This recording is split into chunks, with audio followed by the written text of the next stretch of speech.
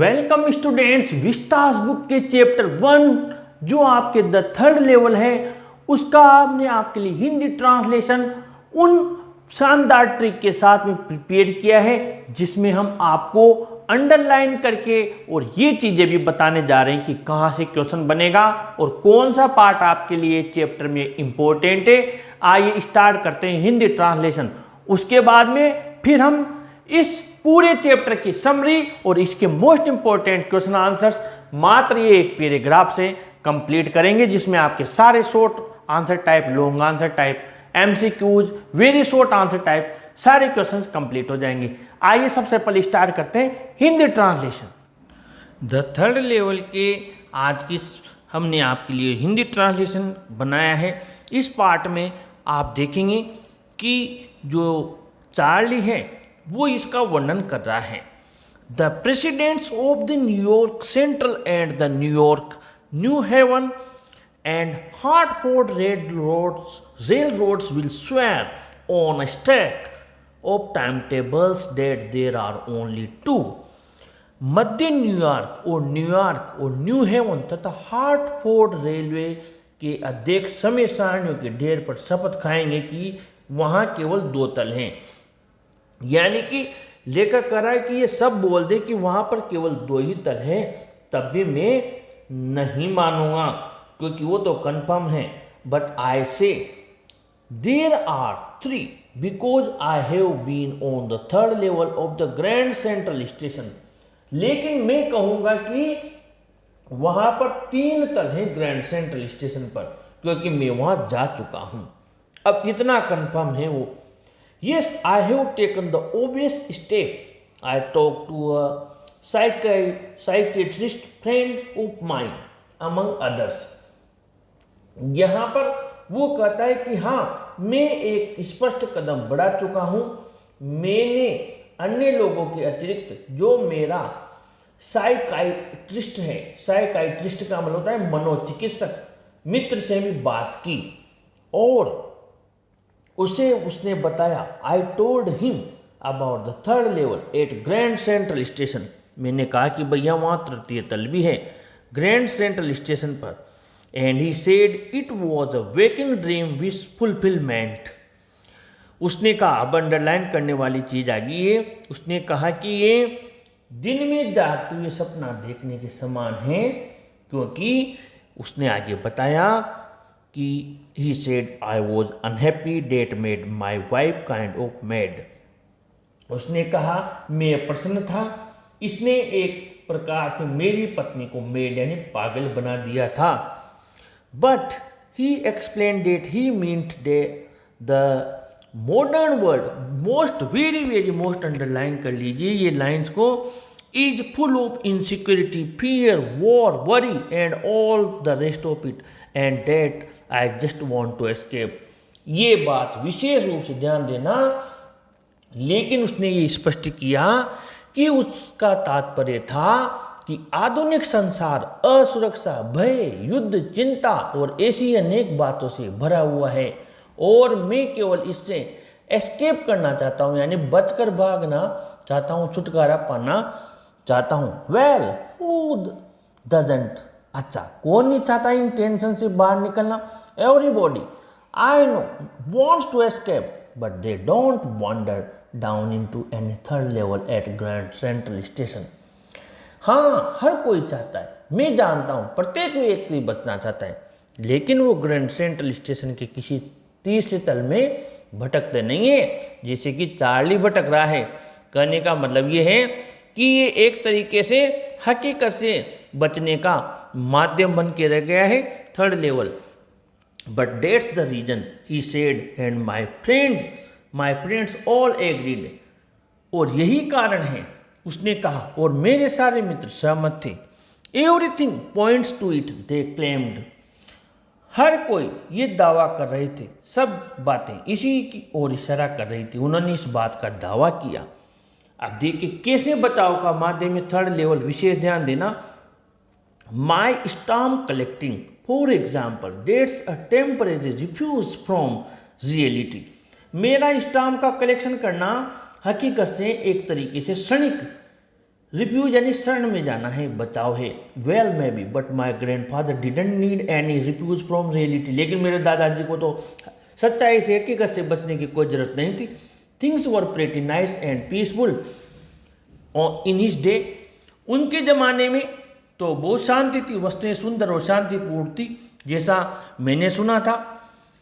From all I hear and he started my collection, और उन्होंने भी क्या किया था, मेरा संग्रह प्रारंभ करा दिया। जो मैंने सुना, उन्होंने मेरा संग्रह प्रारंभ करा दिया था, यानी कि ऐसी परेशानी नहीं थी, तो फिर ये बचाव का माध्यम क्यों है? स्टाम्प कलेक्टिंग एक तरीके से ये भी हकीकत से बचाव का माध्यम है। It's a nice collection too blog shop or for practically every US issue first day covers and so one president Roosevelt collected stamps too, you know. अब वो आगे कर रहा है, चलो ठीक है आपकी बात मान ली कि मैं तो हकीकत से बचना चाहता हूँ, लेकिन आप ये बताइए कि संयुक्त राज्य के प्रत्येक प्रचालन के व्यावहारिक रूप से 4 टिकटों के खंड, प्रथम दिवस वाले लिफाफों के आवरण और बहुत कुछ सुंदर संग्रह है। आप जानते हैं राष्ट्रपति रूजवेल्ट भी टिकट संग्रह किया करते थे, तो क्या वो भी 3rd लेवल पर जाना चाहते थे या फिर वो भी हकीकत से बचना चाहते थे? Anyway here is what happened at Grand central. आप तो ये सुनिए कि ग्रैंड सेंट्रल पर क्या हुआ। One night last summer I worked late at the office. पिछली गर्मी की एक रात की बात है, मैं कार्यालय में देर तक कार्य किया मैंने। I was in hurry to get uptown to my apartment, so I decided to take the subway from Grand Central because it's faster than the bus. Short answer type में दिया हुआ है ये लाइन का question, विशेष ध्यान दें, underline कर ली इस चीज को। मैं अपने घर पहुंचने की जल्दी में था, अतः मैंने ग्रैंड सेंट्रल का उपमार्ग चुनने का निश्चय किया क्योंकि यह बस से ज़्यादा तेज था। अब यहाँ पर क्वेश्चन बनता है कि चार्ली ने सबवे को क्यों चुना, तो ये है। Now I don't know why this should have happened to me. अब मैं ये नहीं जानता मेरे साथ ये क्यों हुआ। I am just an ordinary guy named Charlie, 31 years old, and I was wearing a tan gabardine suit and a straw hat with a fancy band। यहाँ पर वो कहता है कि मेरा नाम चार्ली है, 31 साल का हूँ और मैंने गैबरडीन यानी मजबूत कपड़े का सूट पहना हुआ है और साथ ही मैंने स्ट्रॉ टॉप पहन रखा था और एक फैंसी बैंड लगा रखा था। आप जानते हो कि फैंसी बैंड जो एक तरीके से फैशन करने का बैंड होता है वो लगा रखा था और पेशेंदार जो फीता होता है उसे। और I passed a dozen man who looked just like me. मैं कम से कम 1 दर्जन लोगों के पास से गुजरा जो ठीक मेरे जैसे दिखाई देते थे। And I wasn't trying to escape from anything, I just wanted to get home to Louisa my wife. मैं किसी भी चीज़ से बचने की कोशिश नहीं कर रहा था, मैं केवल अपने घर अपनी पत्नी लुइसा के पास जाना चाहता था। अब यहाँ से आगे बढ़ते हैं। I turn into Grand Central from, यहाँ पर दिया हुआ है वॉन्डरबिल्ट एवेन्यू। मैं वॉन्डरबिल्ट एवेन्यू से ग्रैंड सेंट्रल की ओर मुड़ा and went down the steps to the first level where you take trains like the 20th century। और सीढ़ियों से उतरकर प्रथम तल की ओर गया जहाँ से आप 20वीं शताब्दी की तरह की रेलगाड़ियाँ पकड़ सकते हैं। Then I walked down another flight to the second level where the suburban trains leave from tucked into an arched doorway heading for the subway and got lost। फिर मैं दूसरी सीढ़ियों पर चलता हुआ यहाँ पर सेकंड लेवल दूसरे तल पर पहुँचा जहाँ उपनगरीय रेलगाड़ियाँ प्रस्थान करती हैं। एक मेहराबदार दरवाजे से झुककर उपमार्ग की तरफ आगे बढ़ गया और खो गया। यानी कि इसके बाद में मैं ऐसी जगह चला गया कि मुझे अलग से ही लगा कि कहाँ आ गया हूँ। डेट्स ईजी टू डू, ऐसा करना आसान है। I have been in and out of Grand Central hundreds of times, but I am always bumping into new doorways and stairs and corridors. मैं सैकड़ों बार ग्रैंड सेंट्रल के अंदर बाहर जा चुका हूँ, लेकिन मैंने हमेशा दरवाजों और सीढ़ियों तथा गलियारों में धक्के खाए हैं. Once I got into a tunnel about a mile long and came out in the lobby of the Roosevelt Hotel. मैं सैकड़ों बार अंदर बाहर हो चुका हूँ और धक्के खा चुका हूँ. एक बार में 1 मील लंबी सुरंग में चला गया, टनल यानी सुरंग, और रूजवेल्ट होटल के प्रवेश कक्ष में आ गया. अब यहाँ पर ये चीज़ें आप विशेष अंडरलाइन कर लीजिए, क्योंकि यहाँ पर वो बताएगा कि कैसे वो फील किया उसने वहाँ पर ग्रैंड सेंट्रल स्टेशन पर. ये चीज़ें का वर्णन है आपके लॉन्ग आंसर टाइप में. रूजवेल्ट होटल पर निकला. Another time I came up in and office building on 46th street 3 blocks away. और दूसरी बार में 3 खंड दूर 46वीं गली में एक कार्यालय के भवन में पहुंच गया. अब यहाँ पर देखिए, sometimes I think Grand Central station is growing like a tree pushing out new corridors and staircases like roots. Underline कर लीजिए इस चीज को. कभी कभी मैं सोचता हूँ, क्वेश्चन दिया हुआ है ये, कभी कभी मैं सोचता हूँ कि ग्रैंड सेंट्रल पेड़ की तरफ बढ़ रहा है, नए गलियारे और सीढ़ियाँ जड़ों की तरफ बढ़ रही हैं. There is probably a long tunnel that nobody knows about feeling its way under the city right now, on its way to Times Square and maybe another to Central Park. अब यहाँ पर वो कहता है संभवतः एक लंबी सुरंग है जिसके बारे में कोई नहीं जानता है, और इसका रास्ता शहर के नीचे टाइम्स स्क्वायर तक जाता है और शायद दूसरा सेंट्रल पार्क तक जाता है. अब यहाँ पर वो कह रहा है कि एक अजीब ही प्रकार की सुरंग है, वहाँ पर नए गलियारे हैं, नई सीढ़ियाँ जड़ों की तरह आगे बढ़ रही हैं. और वो आगे बता रहा है हमें कि ये जो रास्ता है ये शहर के नीचे टाइम्स स्क्वायर तक जाता है, और शायद दूसरा जो रास्ता है वो सेंट्रल पार्क तक जाता है. अब ये चीज़ यहाँ पर थोड़ी अजीब सी लग रही है, क्योंकि वो ऐसी जगह चला गया है जहाँ पर कि ये सब कल्पना में चीज़ें हैं, कोई हकीकत इनके पीछे नहीं है. इसके बाद में आगे बढ़ते हैं. मे बी, यहाँ से पढ़ेंगे, and maybe because for so many people through the years Grand Central has been an exit, a way of escape. Maybe that's how the tunnel I got into, but I never told my psychiatrist friend about that. ये है बात. और हो सकता है क्योंकि बहुत से लोगों के लिए वर्षों से ग्रैंड सेंट्रल बाहर जाने का एक रास्ता रहा है, कुल मिलाकर एक बचने का रास्ता है. हो सकता है कि ऐसी एक सुरंग में मैं चला गया, लेकिन मैंने अपने मनोचिकित्सक जो उसका दोस्त था इस बारे में कभी नहीं कहा. The corridor I was in began angling left and slanting downward and I thought that was wrong. जिस गलियारे से मैं अंदर गया वह बाएं ओर मुड़ गया और नीचे की ओर ढलवा होता चला गया. यानी कि उसने सोचा कि मैं गलत आ गया, मैंने सोचा ये गलत रास्ता था. But I kept on walking, लेकिन मैं चलता रहा. All I could hear was the empty sound of my own footsteps and I didn't pass a soul. मैं चलता गया, जो कुछ मुझे सुनाई दिया वो मेरे अपने ही पैरों की ध्वनि थी, और मैं कोई भी व्यक्ति मेरे पास से नहीं गुजरा. यानी कि इतना सन्नाटा था, इतना खालीपन था. अब then I heard that sort of hollow roar ahead that means open space and people talking. फिर मैंने देखा कि मुझे खोखली ध्वनि सुनाई दी, जिसका मतलब था खुला स्थान और लोगों का बातचीत करना. The tunnel turned sharp left I went down a short flight of stairs and came out on the third level at Grand Central Station.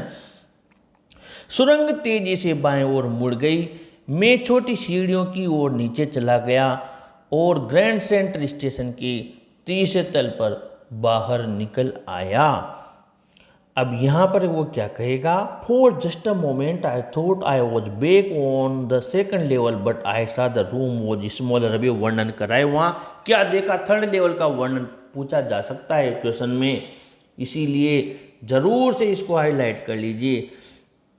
लेकिन मैंने वहाँ पर देखा देर वॉज आई सा the room was smaller, there were fewer ticket Windows and train gates and the information booth in the center was wood and old looking, and the men in the booth wore a green high shade and long black sleeve protectors. यहाँ पर ध्यान दीजिए, उसने क्या देखा कि वहाँ पर बहुत कम खिड़कियाँ और रेल के दरवाजे थे और मध्य में सूचना केंद्र का बूथ लकड़ी का बना हुआ था और पुराने ढंग का दिखाई देता था, और बूथ में बैठे हुए व्यक्ति ने आंखों पर हरा चश्मा पहन रखा था, यानी कि जो चश्मा था वो हरे रंग का था और लंबी आस्तीन वाला काले रंग का रक्षा कवच पहने हुए था। कौन, वो व्यक्ति।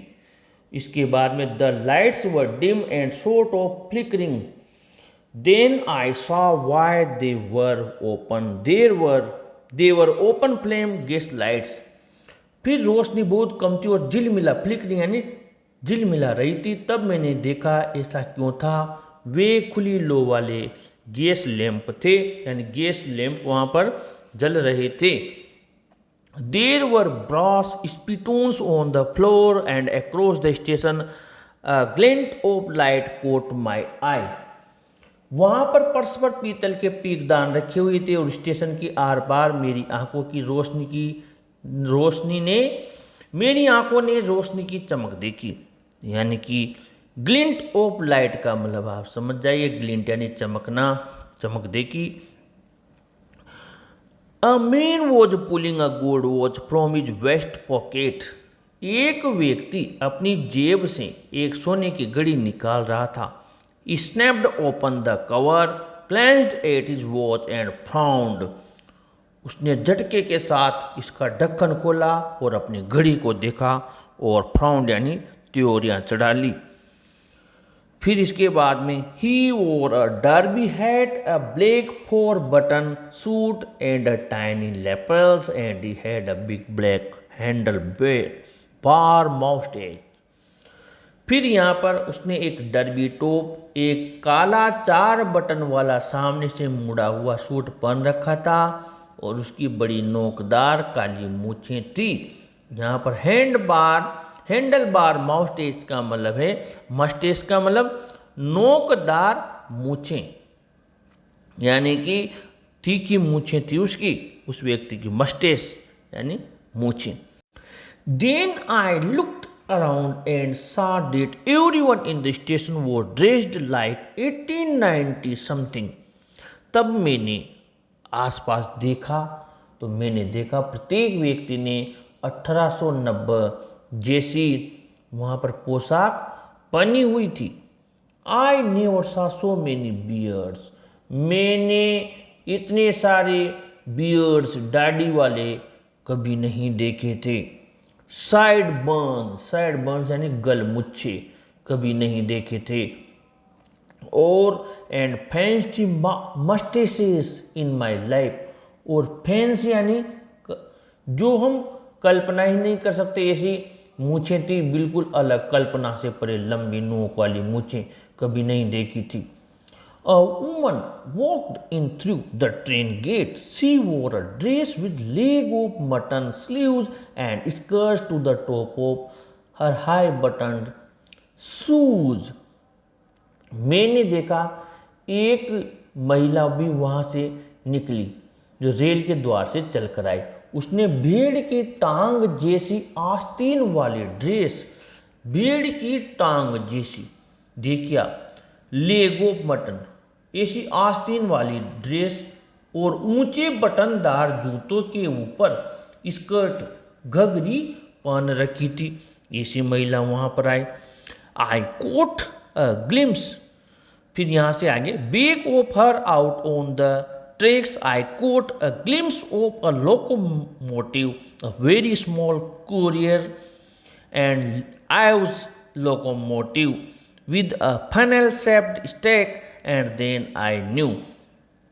यहाँ पर फिर उसने बोला कि उसके पीछे रेल की पटरियों पर मैंने रेल का एक इंजन की झलक देखी, एक बहुत छोटा कुरियर और यूज कंपनी का इंजन देखा जिसमें कीप के आकार की चिमनी लगी थी, और तब मुझे मालूम हो गया। फनल शेप्ड स्टेक यानी कीप के आकार की चिमनी। To make sure I walked over to a newsboy and glanced at the stack of papers at his feet. ये पक्का करने के लिए कि क्या मैं वास्तव में इसी जगह आया हुआ हूँ, मैं एक समाचार पत्र बेचने वाले लड़की के पास गया और समाचार पत्रों के ढेर को उसके पैरों के पास देखा। यहाँ ये प्रूफ है, शॉर्ट आंसर टाइप में क्वेश्चन दिया हुआ है। The lead story said something about president Cleveland. I have found that front page since in the public library files and it was printed June 11, 1894। यह द वर्ल्ड था और the world वर्षों से प्रकाशित नहीं हुआ था। मुख्य समाचार में राष्ट्रपति क्लीवलैंड के बारे में कुछ छपा था और मैंने यह प्रथम पृष्ठ सार्वजनिक पुस्तकालय की फाइलों में देखा था जिसका प्रकाशन 11 जून 1894 को हुआ था। अंडरलाइन कर लीजिए बात। I turned towards the ticket windows, knowing that here on the third level at Grand Central I could buy tickets that would take Louisa and me anywhere in the United States we wanted to go in the year 1894, and I wanted 2 tickets for Galesburg, Illinois। विशेष underline कर लीजिए। मैं ticket खिड़की की तरफ मुड़ा, यह जानते हुए कि यहाँ ग्रैंड सेंट्रल के तृतीय तल पर मैं टिकट खरीद सकता था जो मुझे लुइसा को संयुक्त राज्य में कहीं भी ले जा सकता था जहां हम जाना चाहते थे 1894 के वर्ष में, और मैं गेल्सबर्ग इलिनॉइस का की 2 टिकटें चाहता था। Have you ever been there? It's a wonderful town still with the big old frame houses। ये क्वेश्चन आपके पहले भी आ चुका है बोर्ड परीक्षा में कि गेल्सबर्ग का वर्णन कीजिए, तो विशेष अंडरलाइन कर लीजिए। ये एक, क्या आप कभी वहाँ गए हो? ये अभी तक भी एक आश्चर्यजनक कस्बा है और यहाँ पर वंडरफुल टाउन है, still with big old frame houses, huge lawns and tremendous trees whose branches meet overhead and roof the streets. यहाँ पर वो कहता है कि यहाँ पर बड़े बड़े पुराने ढांचों के मकान, बड़े बड़े बगीचे और विशाल वृक्ष हैं जिनकी शाखाएं ऊपर जाकर मिल जाती है तथा गलियों की छतों पर काम करती है। And in 1894, summer evenings were twice as long and people sat out on their lawns, the men smoking cigars and talking quietly, the women waving palm leaf fans with the fireflies all around in a peaceful world। यहाँ पर वो कहते हैं कि जो गर्मी की शामें होती हैं वो आपको पता होगा वैसे भी दुगनी लंबी हो जाती हैं। लोग अपने अपने बगीचों में बैठ जाते हैं, आदमी सिगार पीते हैं, शांत भाव से बातें करते हैं, और औरतें ताड़ के पेड़ के पत्तों के पंख से हवा करती रहती है। और फायरफ्लाइज का मतलब होता है जुगनू, चारों तरफ जुगनुओं का समूह मंडराता रहता है और यह एक शांत संसार होता है, यानी बहुत शांति है। ये भी एक चार्ली की कल्पना है उस तनाव से बचने की, गेल्सबर्ग भी। To be back there with the first world war still 20 years off and World War II over 40 years in the future, I wanted 2 tickets for that। प्रथम विश्व युद्ध में से अभी भी 20 वर्ष पूर्व और भविष्य में 40 वर्ष पश्चात होने वाले द्वितीय विश्व युद्ध से पहले मैं वहां जाने के लिए टिकट चाहता था। The clerk figured the fare, he glanced at my fancy hat band, but he figured the fare and I had enough for 2 coach tickets one way. But when I counted out the money and looked up, the clerk was staring at me. Clerk ने किराए की गणना की, उसने मेरे टोप के सुंदर फीते की तरफ देखा, लेकिन वह किराए का हिसाब लगाता रहा और मेरे पास एक तरफ के किराए के लिए 2 टिकटों के लिए पर्याप्त धन था। लेकिन जब मैंने पैसे गिने और ऊपर देखा तो क्या पाया, क्लर्क मुझे घूर रहा था। क्या चक्कर है? He nodded at the bills. That ain't money, mister, he said. And if you are trying to skin me, you won't get very far. And he glanced at the cash drawers beside him. उसने कहा कि ये जो आप मुझे note दे रहे हो, ये देकर उसने सिर नोडेड हिला दिया। ये धन नहीं है, क्योंकि उस जमाने में पैसा नहीं चलता था श्रीमान, उसने कहा। और यदि तुम मुझे धोखा दे रहे हो तो तुम ज़्यादा दूर नहीं जा पाओगे। मैंने सोचा उलझ गए आज तो, क्योंकि वो उस जमाने के पैसे समझता था। मैंने उसको नई मुद्रा दे दी। And he glanced at the cash drawer beside me. Of course the money was old style bills, up again as big as the money we use nowadays and different looking.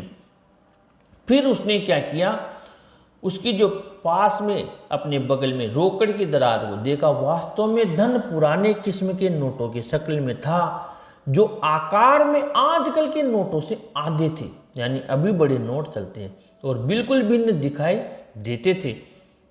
मैंने सोचा कि यहाँ से अब निकलना चाहिए, नहीं तो मामला और उलझ सकता है। I turned away and got out fast. मैं मुड़ा और तेज चला। There is nothing nice about jail even in 1894। और 1894 में भी ये तो सही नहीं है कि मैं जेल के बारे में सोचूं। जेल के बारे में कुछ भी अच्छा नहीं था। 1894 में भी यहाँ से भाग जाता हूँ। और and that was that I left the same way I came. I suppose next day during lunch hour I drew $300 out of the bank, nearly all we had, and bought old style currency that really worried my psychiatrist friend. विशेष underline कर लीजिए। और ये वही बात थी, मैंने उसी रास्ते की ओर प्रस्थान किया जिससे मैं आया था।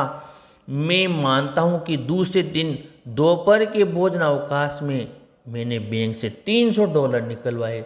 ये है बात। वो उन टिकट को खरीदने जाना चाहता था, तो $300 निकलवाए, लगभग जितने मेरे पास थे, यानी उतने थे, पूरे निकाल लिए और पुराने चलन की मुद्रा खरीदी, जिसने मेरे मनोचिकित्सक मित्र को वास्तव में चिंतित कर दिया था कि ये पागल हो गया है, इन पैसे से कहाँ जाएगा लेके, क्या खरीदेगा।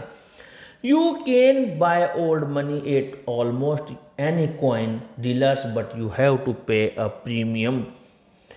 आप पुरानी मुद्रा किसी भी जो मुद्रा विक्रेता है उससे खरीद सकते हैं, परंतु इसके लिए आपको अधिक धन देना पड़ेगा। ये विशेष बात है। यू कैन बाय, आप खरीद तो सकते हैं लेकिन पैसा आपको एक्स्ट्रा देना पड़ेगा। माई $300 bought less than 200 in old style bills, but I didn't care. Eggs were 13 cents a dozen in 1894. मेरे $300 ने 200 से भी कम पुरानी मुद्रा के नोट खरीदे, लेकिन मैंने इसकी परवाह नहीं की। 1894 में अंडों का मूल्य 13 सेंट प्रति दर्जन था। But I have never again found the corridor that leads to the third level at Grand Central station, although I have tried often enough. ये विशेष ध्यान दें कि उन पुरानी मुद्रा को खरीद कर जब वो गेल्सबर्ग के लिए जाने के लिए थर्ड लेवल पर वहाँ गया, ग्रैंड सेंट्रल स्टेशन के तृतीय तल पर टिकट विंडो पर, तो मिलेगा कहाँ से। आप सोचिए, इसकी कल्पना की, दिमाग की इमेजिनेशन थी। इसीलिए अंडरलाइन कर लीजिए कि क्या जब वो वहाँ गया कॉरिडोर पर जो थर्ड लेवल पर जाता था ग्रैंड स्टेशन, तो उसे नहीं मिला। क्यों मिलेगा? Louisa was pretty worried when I told her all this and didn't want me to look for the third level anymore. Louisa बड़ी चिंतित हो गई जब मैंने उसे बताया तो उसने कहा कि मैं तीसरे तल को दोबारा तलाश नहीं करूं और थोड़ी देर के लिए and any more and after while I stop, थोड़ी देर के लिए मैं भी रुक गया. I went back to my stamps but now we were both looking every weekend because now we have proved that the third level is still there. मैं अपने डाक टिकटों की तरफ वापस आ गया, लेकिन अब हम दोनों तलाश रहे हैं हर सप्ताह के अंत में, क्योंकि अब हमारे पास प्रमाण है कि तृतीय तल अभी भी है. ये इनके पास प्रमाण है. बट अब यहाँ देखिए क्या घटना घटित होती है, बड़ी interesting. My friend Sam Weiner disappeared. मेरा मित्र सैम वेइनर गायब हो गया. वो कहाँ गया? Nobody knew where but I sort of suspected because Sam is a city boy and I used to tell him about Galesburg. I went to school there and he always said he like the sound of the place and that's where he is all right in 1894.